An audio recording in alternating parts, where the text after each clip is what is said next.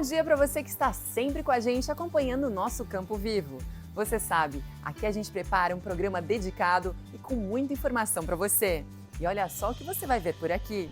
Sociedade Rural do Paraná começa a divulgar as atrações da feira que acontece em abril. Vamos falar sobre micro-organismos usados como fertilizantes. E o Paraná pode colher a segunda maior safra de soja da sua história.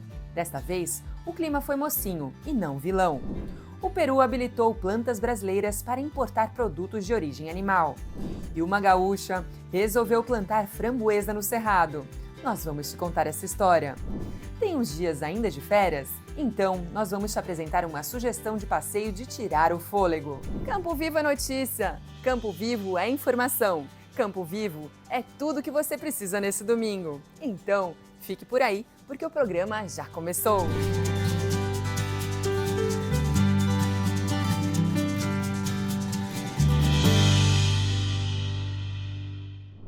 Como nós mostramos no programa de domingo passado, o Show Rural de Cascavel está quase abrindo os portões. A feira começa na semana que vem, de 9 a 13. E outra grande feira aqui no Paraná é a Expo Londrina, gente. A Sociedade Rural do Paraná, que organiza o evento, já está divulgando as primeiras atrações da edição de número 64 da Expo. O primeiro anúncio é dos artistas do circuito sertanejo. Leonardo retorna ao palco da Expo com sucessos consolidados em 40 anos de carreira. Natanzinho Lima traz o brega contemporâneo para a feira pela primeira vez. No ano passado, a exposição de Londrina bateu recorde histórico de público, com 590 mil visitantes. Estandes com expositores variados atraem os visitantes durante o dia. À noite, a agenda de shows e os rodeios levam outra parcela da população para o Parque Ney Braga. Segundo a Sociedade Rural do Paraná, foram fechados mais de 1 bilhão e 700 milhões de reais em negócios nos 10 dias da feira. A Expo Londrina 2026 acontece de 10 a 19 de abril no Parque de Exposições Ney Braga. Como a gente sabe, o diferencial e a tradição da feira é ter uma programação voltada para o agronegócio, mas também para o público em geral. E os shows são o carro-chefe com certeza. Nós vamos te contando tudo para você o que vai ter na Expo esse ano, combinado? E o ministro da Agricultura, Carlos Fávaro, visitou Londrina essa semana. Natural de Bela Vista do Paraíso, o ministro visitou a região para um evento familiar. O Plano Safra 2025-26 teve números recordistas em crédito e inclusão de públicos menos atendidos. Entre julho e dezembro do ano passado, quase 1 milhão e 200 mil operações de crédito foram realizadas, um crescimento de 20% em relação ao período anterior. O Plano Safra tem como objetivo ajudar o produtor rural a conseguir condições favoráveis de financiamento e incentivo ao crédito rural. De passagem não oficial por Londrina, o ministro da Agricultura e Pecuária, Carlos Fávaro, destacou que, apesar dos números positivos, inclusive no Paraná, reconhece o alto índice de juros. São praticamente 600 bilhões de reais entre a agricultura empresarial e a agricultura familiar. Os dois juntos são quase 600 bilhões de reais. E nós estamos até percebendo, é um bom recurso, que atende à demanda, mas não pelo aspecto dos juros. E para o próximo Plano Safra, o ministro diz que o objetivo é diminuir a taxa de juros para o produtor. Se o Banco Central é independente para calibrar a taxa básica de juros no Brasil, eu também sou independente para criticar, para achar que está exagerado. 15% ao ano, com inflação de 4%, é quase impossível fazer o Brasil crescer, gerar emprego e oportunidade. Outro assunto abordado foi o clima. No ano passado, o Paraná sofreu com chuvas intensas, como o caso da cidade de Rio Bonito do Iguaçu, atingida com um tornado com ventos de 330 km por hora. O ministro afirma que o governo deve reforçar as políticas públicas para proteger o agricultor impactado por eventos climáticos. Uma reformulação do seguro rural, para que ele possa dar mais tranquilidade aos produtores, que ele tenha abrangência nacional, que ele seja vinculado ao crédito rural, à subvenção dos custeios, que aquele produtor que quiser acessar o crédito subvencionado tenha a obrigação de fazer seguro, hoje não é obrigado. Em 2025, a Embrapa Soja se destacou com a pesquisa de substituição de fertilizantes industriais. Uma referência mundial. Ninguém no mundo fez uma pesquisa de tal qualidade onde a gente possa substituir o fertilizante fósforo nitrogenado com a bactéria que está no solo junto à planta, uma referência. Menina dos olhos da cidade, a Expo Londrina, que é uma das maiores feiras agropecuárias da América Latina, também está no radar do Ministério. Esse ano é um ano político, eu acredito, e a Londrina, a exposição de Londrina, é um grande palco para todo mundo. Tenho certeza absoluta que vai ser bem mais do que o ano passado, que já veio muita gente aqui. Um especialista em fertilizantes afirma que o uso de micro-organismos na lavoura pode garantir menos gastos e mais fertilidade no solo. Vamos acompanhar. A atividade agrícola é considerada de alto risco porque depende muito das boas condições do clima e também é custosa, já que demanda muito investimento de produção e de manejo. O Brasil é um país grandioso na produção rural e exemplo para o mundo, mas ainda é muito dependente de insumos como adubos e fertilizantes. Trabalhando há mais de 40 anos com fertilizantes, esse engenheiro agrônomo e empresário é especialista no assunto e falou da importância, dentro desse contexto, do uso dos adubos organominerais. O organomineral é a mistura do mineral com o orgânico. Aqui no Brasil, pouca gente sabe, mas a questão é a seguinte, existe uma lei federal que é proibido você pegar o esterco da granja e jogar no solo. Por quê? Porque não? Porque ele está cru. Você tem que pegar esse produto, curá-lo, fazer uma decomposição dele, uma curagem, para que esse produto fique disponível quando colocado no solo, para o solo, não acidificando o solo. Porque na decomposição da matéria orgânica há um momento que ela libera ácido, fica acidez. Para ela decompor mesmo, ela tem que se acidular. Então, o certo é pegar o adubo orgânico, compostar ele, decompor. Aí você pegar esse adubo, misturar com minerais para fazer uma fórmula que seja, essa fórmula tem que ser adequada, suficiente às necessidades do solo e da planta. E além da adubação, a pesquisa também tem sido importante para garantir resultados como esses aqui, ó. Plantas saudáveis e bastante produtivas. E o agrônomo também informou que está usando bactérias que ativam o próprio nutriente do solo, garantindo uma maior fertilidade e economia para o produtor rural. Essa bactéria ela vai também disponibilizar esse adubo que já está no solo. Quer dizer que nós não precisamos colocar adubo, o adubo já está lá. O que nós precisamos colocar é a bactéria para disponibilizar. Que não adianta você colocar a bactéria junto com fósforo, que é ácido, porque ela não vai gostar. Está entendendo? A bactéria tem que ter meio, tem que ter ambiente. Então nós estamos trabalhando para que essa bactéria chegue viva no solo. Contribuição esta importante desse especialista, não é mesmo? Assim como o cientista da Embrapa Soja, Mariângela Hungria, que ganhou o Nobel da Agricultura no ano passado, com os estudos dela sobre inoculação e coinoculação. É a prova de que a ciência bem aplicada promove avanços em todos os setores. Chegou a hora do nosso primeiro intervalo aqui no Campo Vivo, mas ainda temos muitas notícias boas por aqui. Confere aí. Através do acordo Mercosul-União Europeia, o café do Brasil pode chegar em breve ao consumidor europeu. Nessa temporada, o Paraná deve colher uma safra de soja perto do recorde histórico do estado. Aventura e cenários incríveis. É o Parque Nacional do Iguaçu para visitar ainda nesse restinho de férias ou para se programar para conhecer. E a framboesa do Cerrado, produzido por uma gaúcha, vem história boa por aí. Corre ali, estique suas pernas, mas volte logo. Eu e o Campo Vivo esperamos por você.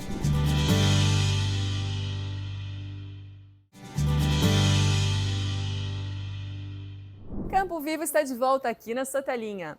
Informação de qualidade, notícias bem contadas, aqui você sabe. Você encontra tudo isso e muito mais. Vem comigo para ver. O acordo do Mercosul com a União Europeia abre uma oportunidade importante para o café brasileiro e pode impulsionar os pequenos e médios produtores. Vamos ver na reportagem. Já virou tradição, seja em grãos ou coado, gelado ou quente. O café está na mesa do brasileiro diariamente. A Cristiane produz cafés especiais nessa propriedade que fica em Cristalina, interior de Goiás. Uma grande cadeia de produção foi montada para garantir a melhor qualidade do produto. São 902 hectares destinados à produção de café arábica. A gente tem um café extremamente competitivo, extremamente bom, é o melhor que tem. Com boas safras, ela já conseguiu levar o café da fazenda Nossa Senhora de Fátima, do grupo Zancanaro, para todo o Brasil e para alguns outros países, seja por exportação direta ou indireta. E a gente faz parceria com as várias torrefações do Brasil e do exterior, como a Ilha, como o Japão, como a Austrália, como Grécia. E aí a gente ajuda todo mundo, né? Porque eu acho que o produtor faz isso, né? Agora, a expectativa é ampliar ainda mais o mercado. Hoje, apenas 10% do café produzido no Brasil chega ao mercado europeu. Um dos principais motivos é a tarifa de 9% sobre o produto. Com um acordo entre Mercosul e União Europeia, esse imposto deve ser eliminado em até 4 anos, o que torna o café colhido aqui no campo brasileiro mais competitivo. E o café hoje é um produto em falta no mercado mundial. Então eu creio que essa abertura para a União Europeia vai favorecer muito a produção de café e um café já processado, um café torrado, né, com valor agregado. Cafés especiais, orgânicos e certificados são muito valorizados na Europa. A diferença se dá principalmente para o café solúvel. Já os cafés em grãos, isso não faz diferença, porque até então nunca existiu tarifa europeia sobre café em grão. Mas para o solúvel, com certeza, porque mais de 15 anos atrás, quando foi imposta a tarifa de 9% aos cafés solúveis brasileiros, nós vendíamos 30% a mais do que nós vendemos hoje. Para o setor, além da redução de tarifas, há também mais estímulo à industrialização. A possibilidade do aumento da demanda internacional permite maior investimento em inovação tecnológica, melhoria na logística e profissionalização da cadeia produtiva. Com o avanço da logística no Brasil, que esperamos ocorra nos próximos 2 a 3 anos com novos portos que estão surgindo, isso vai aliviar também o Porto de Santos e o Brasil terá condições de atender a esse aumento de demanda. Todo o setor trabalha com uma expectativa muito positiva. E com essa safra maior, uma safra confortável, teremos ambiente de redução de volatilidade, haja vista os estoques, não apenas dos países produtores, mas também dos países consumidores, estarem historicamente baixos. O mercado de café solúvel é a ponta da produção, a origem. Como nós vimos na matéria, é a lavoura, é o agricultor. Que esse acordo, gente, traga todos os benefícios que estão sendo projetados para o nosso agro. E tem mais boa notícia por aqui. O Ministério da Agricultura e Pecuária informou que o Peru habilitou 21 estabelecimentos brasileiros para exportarem produtos de origem animal. Vamos acompanhar. A oficialização foi feita na última semana pelo Serviço Nacional de Sanidade Agrária do Peru, o SENASA. A maioria das autorizações é para o envio de farinha de carne e ossos bovinos. Também foram habilitados estabelecimentos de homoderivados de bovinos e suínos, além de plantas produtoras de farinhas de aves. Essas são as primeiras liberações para os mercados de farinhas bovinas e de homoderivados abertas em maio de 2024. Segundo o mapa, a decisão reforça o fluxo comercial e amplia as possibilidades de fornecimento brasileiro ao mercado peruano. Todo mercado que se abre para os produtos brasileiros é uma nova oportunidade de negócios, mas também é o reconhecimento da competência do nosso produtor e da agroindústria nacional. Uma boa notícia mesmo. E no verão, a produção de tomate exige paciência e muito investimento. Terça e sexta, ela faz tudo sempre igual e acorda às 3 horas da manhã. Essa é a rotina da dona Neide há quase 30 anos, nos dias em que vai para a central de abastecimento de alimentos do DF. É na Ceasa que ela vende os hortifrutis que produz a cerca de 50 quilômetros dali, em Braslândia. É um pouco cansativo, mas é gostoso. Eu gosto muito. É bom, eu gosto. Pensa em fazer outra coisa? Não, eu gosto muito, muito. A paixão surgiu ainda na infância, pela influência e exemplo de familiares. Hoje, a produção cresceu muito em comparação àquela época, principalmente a de tomates. a média é de 20 mil quilos por safra, que leva de 2 a 3 meses do plantio à colheita.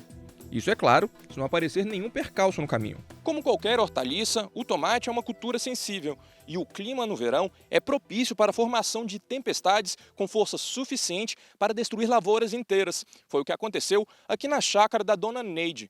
Uma forte chuva de granizo destruiu cerca de 4 mil tomateiros. Resultado, prejuízo para o produtor e menos produtos no mercado. Colocando a caixa, uma média de R$80 a caixa no valor de hoje, né, que a gente estaria colhendo, seria mais ou menos uns R$80 mil aí que a gente deixa de ganhar por conta da chuva.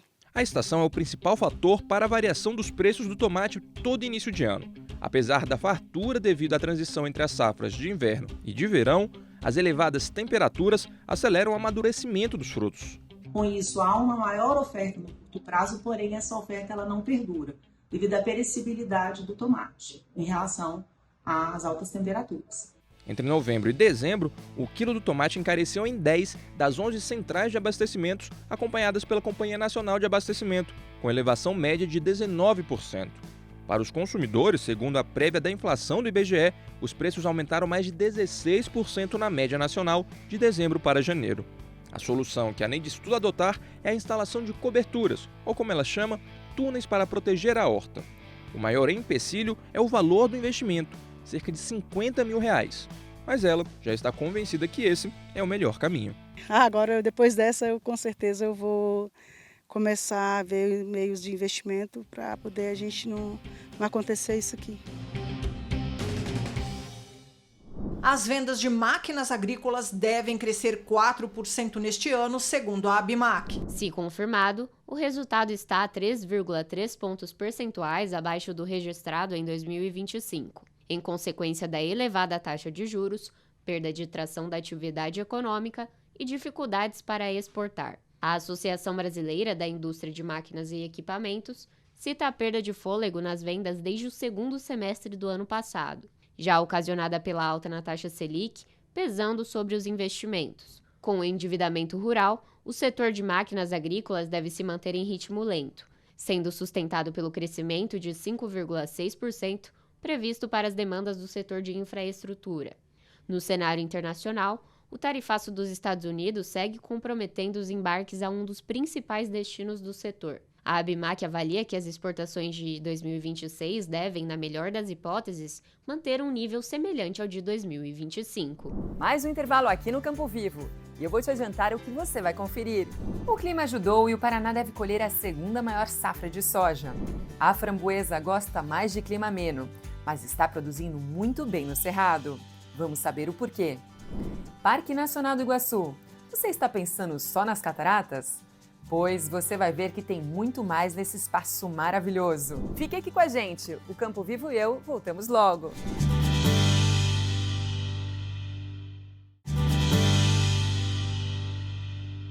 E o Campo Vivo está de volta. É bom demais ter a sua companhia e poder compartilhar com você tudo o que acontece no mundo agro. Então, vamos de notícia. As chuvas do final de 2025 ajudaram a reduzir os indicadores de seca no Paraná. Essa é uma das variáveis que levaram o otimismo em relação à safra de soja no nosso estado. Vamos acompanhar. A soja, principal cultura de verão do Paraná, tem potencial para registrar uma super safra no estado. As boas condições do clima e a expertise do produtor paranaense podem levar à colheita de 22 milhões de toneladas.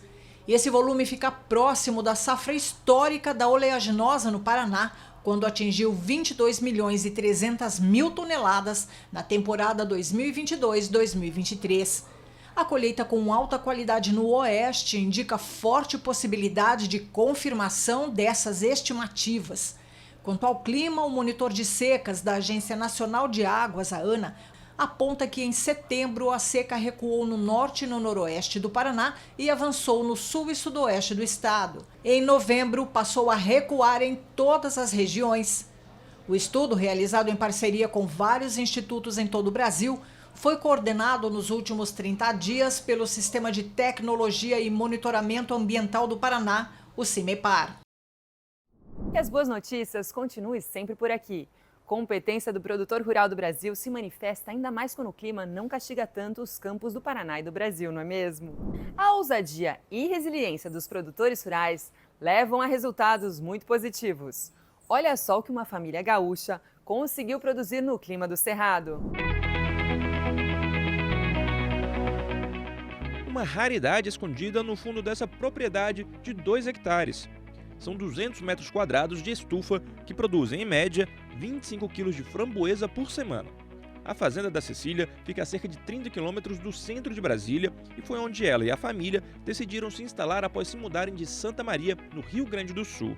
No Pampa Gaúcho, a produtora se especializou no plantio de frutas vermelhas, como morango e mirtilo.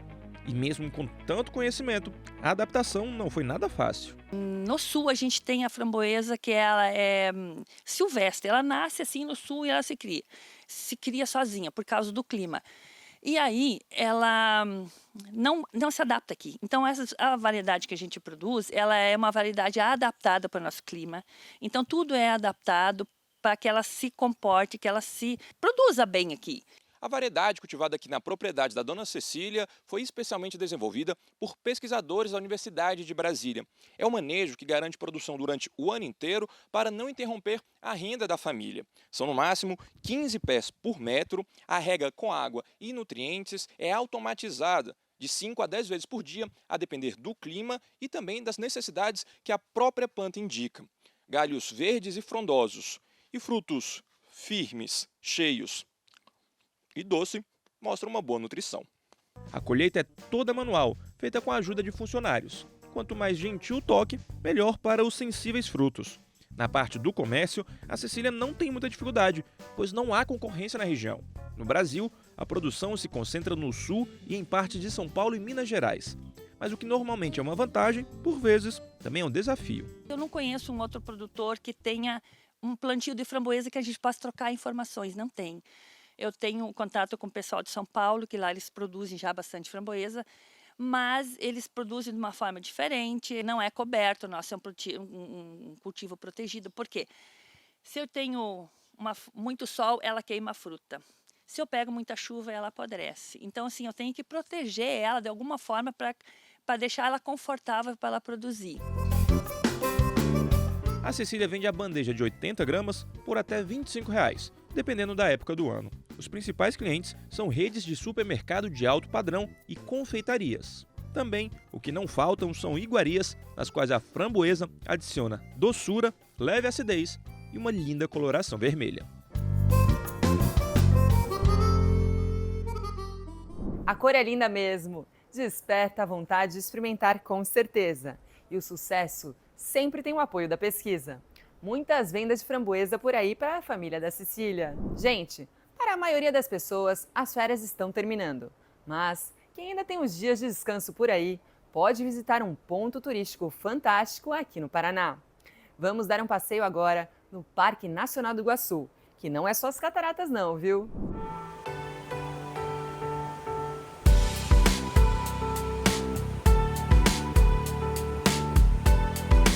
Quantos anos a senhora tem? 93. E a caminhada aqui nas cataratas? Maravilhosas, estou gostando. Por aqui, mais de 2 milhões de turistas passaram no ano de 2025. Obra divina, né? A gente já veio uma vez e é um lugar que a gente quer sempre vir. Uma bênção de Deus aqui, é uma natureza incrível, incrível. O Parque Nacional do Iguaçu tem 185 mil hectares de floresta preservada, seja de bike, caminhando ou usando os ônibus disponibilizados pelo parque. Tem que ser um ganha-ganha, tem que ser um ganha para o parque em termos de conservação e um ganha é uma coisa bacana para o visitante. A essência de um parque nacional são suas trilhas. É por ali que você de fato conhece as belezas e os cantinhos escondidos. E se você der muita sorte, você pode ver a onça passeando para lá e para cá aqui no parque. Nós temos um receio, mas a onça, mas ela está aqui em equilíbrio, a gente recebe, o ano passado a gente bateu o recorde de visitação e a gente nunca teve nenhum problema. Então é um sinal de que esse equilíbrio ele funciona e a gente pode pedalar tranquilo e quem tiver a sorte, o privilégio de ver uma onça, aí foi abençoado. A gente começa a nossa jornada assim, com um passeio de bike pelas trilhas. Bora comigo? Vamos lá!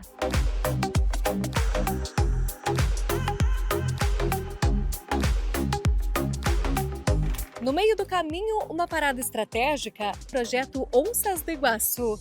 O objetivo é a preservação de grandes felinos, entre eles uma espécie emblemática e ameaçada, a onça pintada. O projeto Onças do Iguaçu, no formato que ele tem agora, ele começou em 2018. A estimativa atual é em torno, no Parque Nacional do lado do brasileiro, 25 onças, né, que pode ir de 16 até 33, mas juntando Brasil e Argentina, em torno de 90 animais. E pra gente é muito recompensador. Cada vídeo de onça que aparece, cada novo filhotinho, cada avistamento, a gente fala, nossa, a gente tá no caminho certo, é por aí. Foi puxado, mas olha, valeu super a pena. E agora a gente continua a trilha a pé.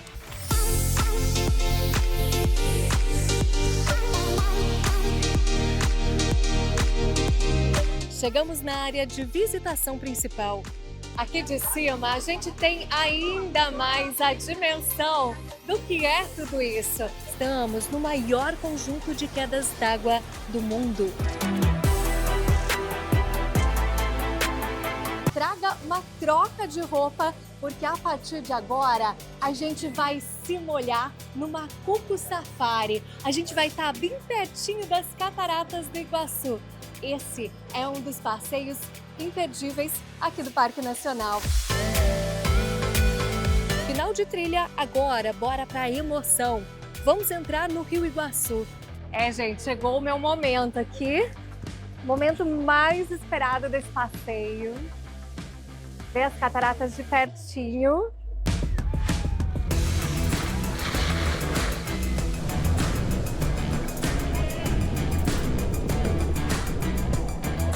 Essa queda d'água é chamada de os Três Mosqueteiros. Exatamente aqui a gente está do lado argentino e é para se molhar mesmo.